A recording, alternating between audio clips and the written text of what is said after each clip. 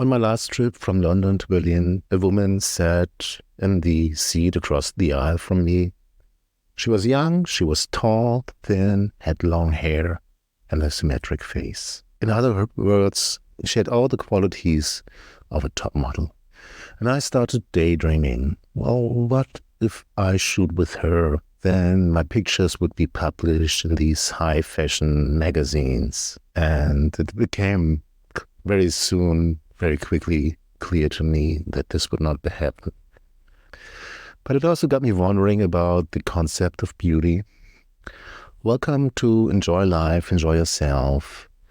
It's Sunday, the 3rd December of 2023, and I'm Ingo Hampe. Today, I will just reflect a little bit about the artistic journey and what beauty means for me and for my photographic world. Beauty is something that it's quite difficult and quite hard to locate. From ancient times, philosophers struggled to define beauty. It seems like there are some objective qualities that make something beautiful, and at the same time, beauty is something very subjective, and it lies in the eye of the beholder.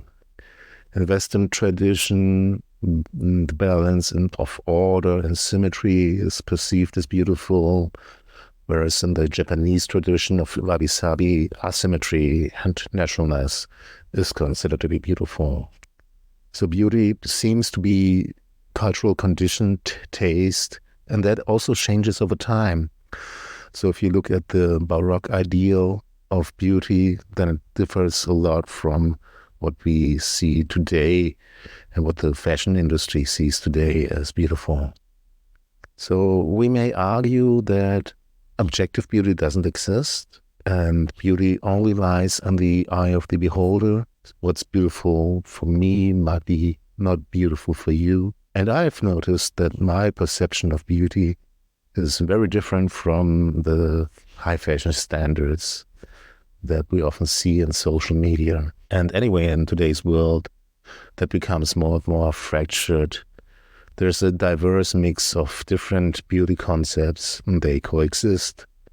And sometimes, or more often, the creative expression of one's individuality and of one's self is far more relevant and far more important than just conforming with some social norms, which I think is generally a good thing. But beauty is solely subjective.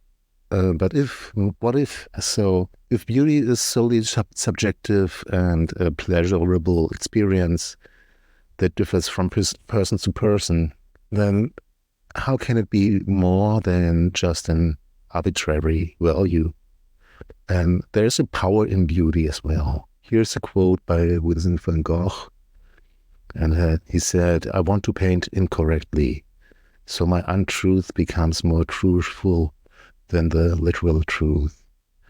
So it seems like there's an inherent truth in beauty as well. So beauty and truth goes hand in hand.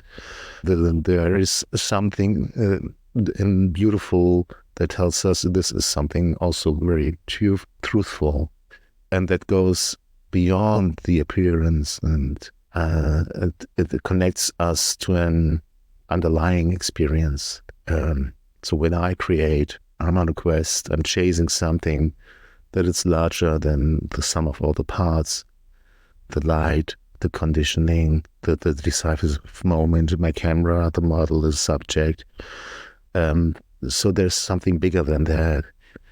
And it's like something that is like of ultimate significance, and that gives my work a quality that transcends the moment and connects us to a spiritual dimension, a cause that makes us to become better versions of ourselves. And then there's also these moments where I love to create just for the sake of creating, just because the act of creating and how it makes me feel, and the deep and inner joy when I notice that I have created something beautiful. These are my thoughts on beauty, and I would love to hear from you what you think. So please feel free to reach out to me. You can find me on social media and Ingo Hampel or on my website. That's businesszenlife.com/home. And feel free to leave a message. Thank you for listening, and till next time. Bye-bye.